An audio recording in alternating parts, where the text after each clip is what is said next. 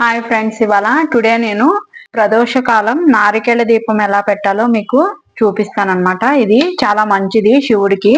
ఇది కార్తీక మాసంలో ఏ రోజైనా పెట్టుకోవచ్చు, లేదు మిగతా రోజుల్లో ఏదన్నా సోమవారం రోజున సాయంత్రం 6:30 దాటిన తర్వాత ప్రదోష కాలంలో ఈ దీపాన్ని మనం పెట్టుకోవాలి. మీ దగ్గర శివుడి ఫోటో ఉంటే శివుడి ఫోటో గాని, లేదు అంటే గనక శివలింగం గాని ఏదైనా దాని దగ్గర ఈ దీపం వెలిగించవచ్చు. నేను శివుడి ఫోటోను పెట్టాను, ప్లస్ శివలింగం కూడా ఉంది నా దగ్గర. వెండి శివలింగము, స్ఫటిక లింగము అన్ని కలిపి పెడుతున్నాను అనమాట. ముందుగా ఫస్ట్ శివుడి ఫోటోకి ఇలా పూలతో అలంకరణ చేసుకోవాలి.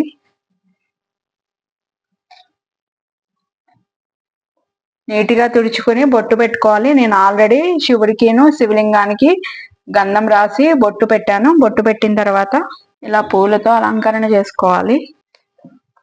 ఈ ప్రదోషకాల దీపము చాలా మంచిది అన్నమాట.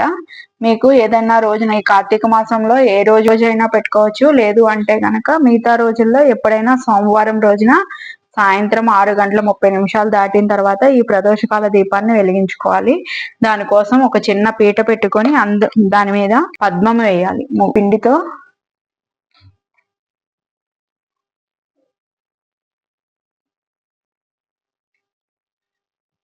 పిండితో ఇలా ముగ్గు వేయాలి. పిండితో వేసిన తర్వాత పసుపుతో వేయాలి.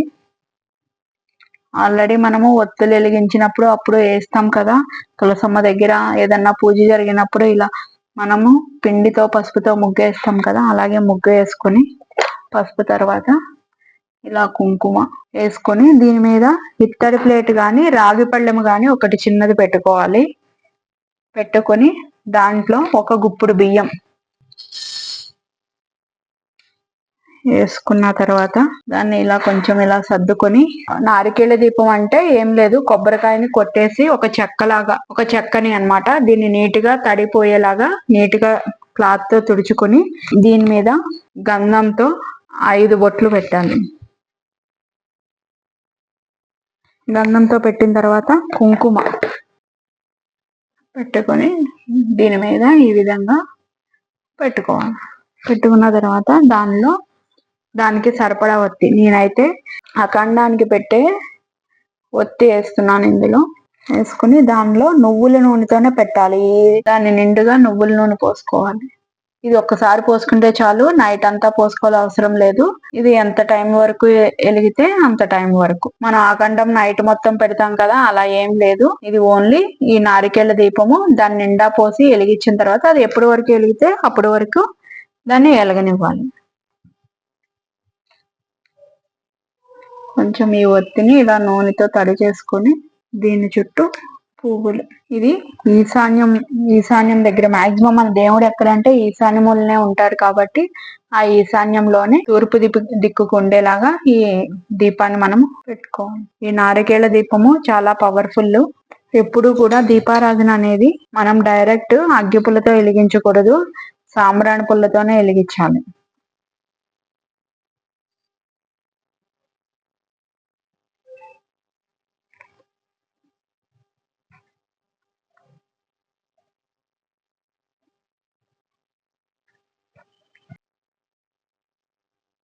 అగరబత్తి వెలిగించుకుని తర్వాత ధూపం, శివుడికి ధూపం అంటే చాలా ఇష్టము. గుగ్గిలం అంటే ధూపం వేసి ఏదైనా ఒక పండు ఇలా తాంబూలం లాగా పెట్టాలి.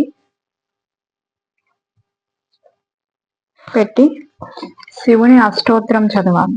ఇది ఎక్కువ టైం ఏం పట్టదు, మనము మాక్సిమం ఒక 10 to 15 minutes లో ఈ పూజ అయితే అయిపోతుంది. నేను శివుడి అష్టోత్తరం చదువుతూ స్వామివారికి అక్షింతలతో పూజ చేయాలి.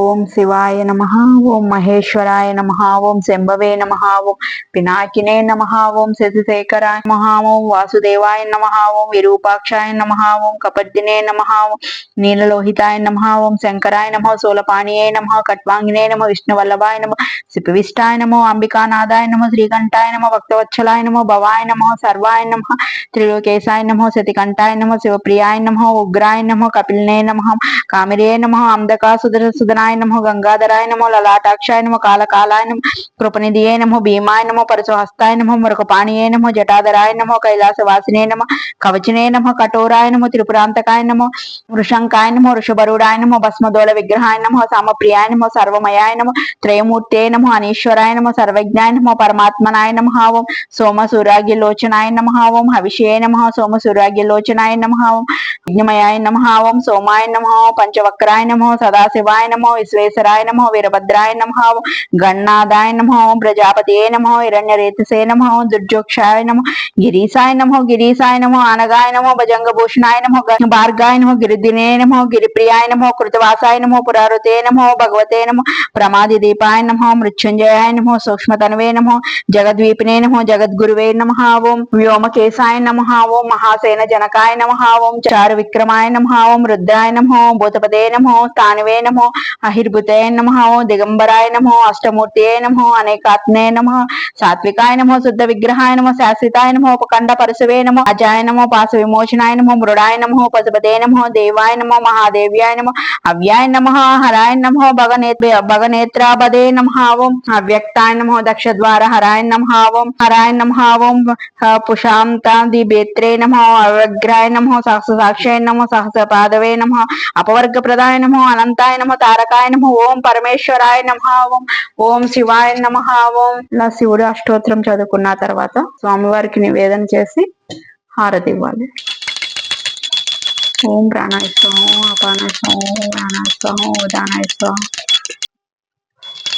శంకరాయ శంకరాయ శంకరాయ మంగళం, శంకరీ మనోహరాయ శాశ్వతాయ మంగళం, గురువాయూర్మంగళం, దత్తాత్రేయ మంగళం, రాజరామ మంగళం, రామకృష్ణ మంగళం, అయ్యప్ప మంగళం, మణికంఠ మంగళం, మంగళం మంగళం నిత్య జయ మంగళం, మంగళం మంగళం నిత్య శుభ మంగళం.